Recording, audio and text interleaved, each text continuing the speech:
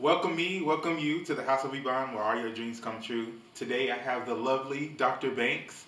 She's an author, entrepreneur, mother, daughter, everything in between. Thank you for coming today, Dr. Banks. Nice to be here with you, Eric.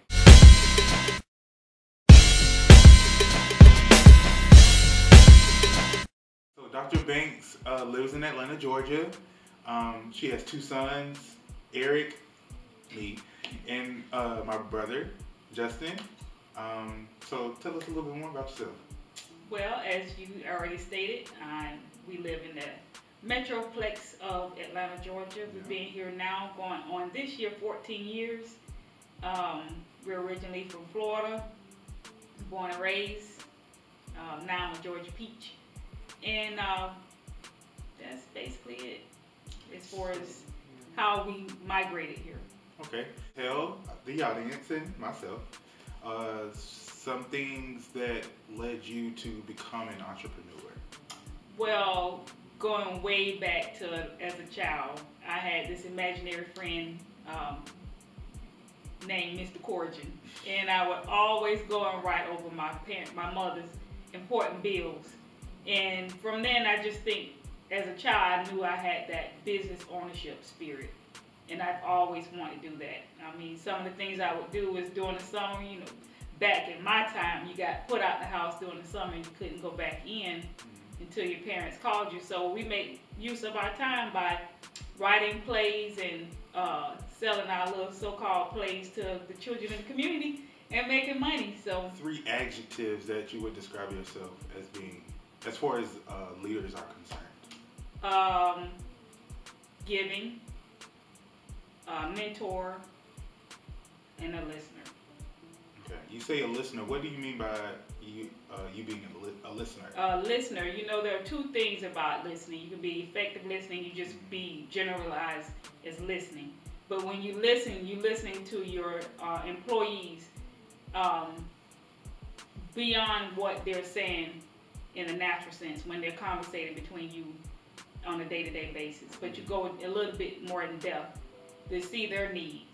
So I believe that when you asked about the 3 adjectives, being a good listener is a key component to seeing what your employees. So as a leader, you can better, I could say, plan or strategize to not only your customer base but also your employees. So I look at it, when your employees are good at heart, then they'll work harder for you to push your product and to get the things that need to be done on a day-to-day basis. I know you are an entrepreneur. Could you tell the audience a little bit about what type of businesses you have? I have a nonprofit, Eastern Banks Learning Life Center, and under that umbrella, we have a mentoring program called Sister Linkage Mentoring Program. When we initiated back in 2010, it was called SLP, Sister Linkage Project, and that was just basically a pilot program to make sure that what we were trying to do was going to work, and it was successful. We had 12 kids, young ladies, through the DeKalb and Gwinnett County to participate, and now all these years later, these young ladies are now actually young ladies. They're grown. They're 20 and 21. So now we're enacting that program back again this year. We revamped some things. So it extends from ages 11 to on up. So we have 3 tiers. Tier 1, 11 to 17. Tier 2, 18 to 25. And then tier 3 is 25 on up. So although it's a program that's under the umbrella of the nonprofit, we go beyond that. That's great. The other part of my business component is Conscious of the Heart Publishing Company, and that's basically is publishing and ghostwriting. So we do provide ghostwriting for those who aspire to be authors, or for some reason, another, they don't have the time, or they don't even know how to get started. We're here to help them do that, and then we do offer grant writing. Why did you feel the need for you to create another organization that will help mentor and lead girls of the next generation? I truly believe everything in the encompasses of sister linkage is based on the things that I've gone through in my own personal walk as becoming a young lady. I truly feel that you cannot mentor someone else if you have not yourself gone through it. So God took me through a long process of going through certain things and being delivered and healed from them. So now I can give back to the young ladies to let them know you don't have to go down that path. I look at it, if you truly are a mentor and that person, your mentee, is gravitating and heating and drawing from you, and I would say gleaning from you, then they'll say, well, hey, I don't have to go through that. And one thing I'm seeing now, you know, you could attest to this, the millenniums. Yeah. I may not be saying it properly and correctly, but you get what I'm saying. Yes. The younger generation, so many young ladies are selling themselves short, and they don't have to.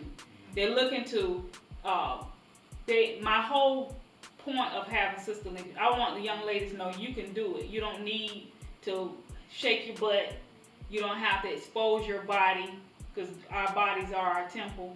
And you don't have to just do those things when God gave you the innate knowledge, and whether you don't have the knowledge, but you have the mindset and the wherewithal to go and do it yourself. So if any young lady can grow and glean from me, then I believe I've done my job here on earth.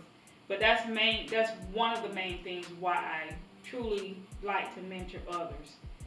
Because they're getting the personal side of me in my journey, they're getting the creative side of me on my journey, and also they get the entrepreneurship part of them. So when they're done, they can go out and do whatever they want to do in life, within the embodiment of long as God is leading them. Yeah.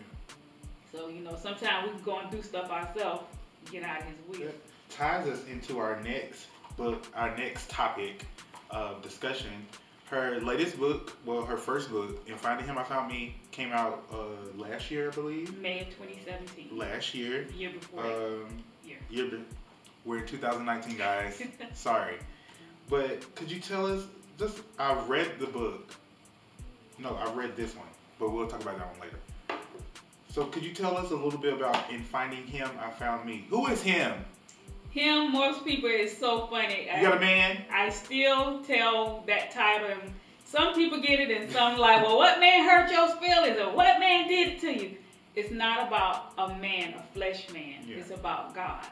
The more I gave up who I thought I was, the more I found out who He was. And you remember, God is not a man who should lie, nor the son who should repent. So He is not flesh man.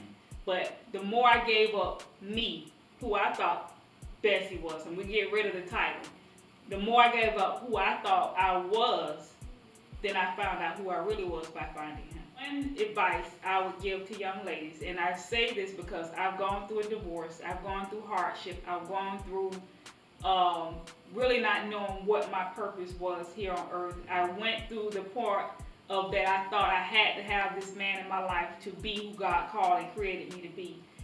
I would say keep God first. If anything, learn to take time to be with you. You are the most important person there is on this earth. Only way you're going to find out who God created you to be, and that person is ordained to be in your life, is you get in tune to who He called and created you to be. So just take time out. It's okay to be by yourself. You don't need a young man or a man, period. Not to say, you know, you don't have to date. But it gets to a point in time you got to be with you. And the more you get with you, you'll love you. I feel like the piece of advice you gave stems from a person having fear of not having somebody there all the time. That leads us into our second book, Fear the Other F Word. So could you tell us what the other F word is? Is it a cuss word? No, it's not an F word. Oh. Before that, I actually got published that book. I started getting out, telling people, check out my next book coming up, Fear the Other F Word, and most people had some outlandish thoughts about what that F word was. Some, I can't repeat what it was because I don't speak that way, but the other F word is faith.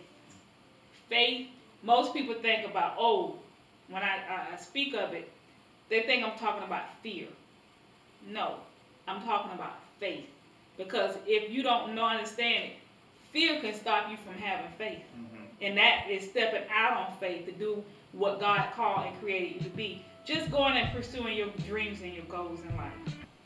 That's one thing, and that's encompassing of, well, I wouldn't say encompassing. It's synonymous to doubt, worry, stress, anxiety, all of those things encompass the word faith, fear.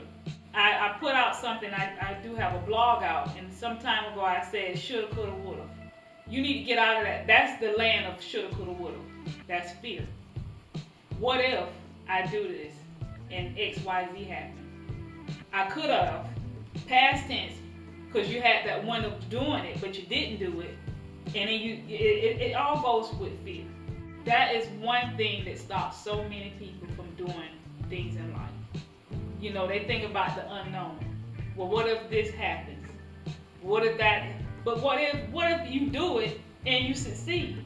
At least my thought and process in life is, what if you do it and you succeed? It's better to do it and succeed than to not do it at all. You hear that, guys? Say it again, Dr. Banks. It's better to have done it, and I'm reiterating the words, but it's the same gesture, to do it and with the possibility of succeeding, to not do it at all. You see yourself in 5 years? Well, in 5 years, I would have liked, because my goal is every year publish one book.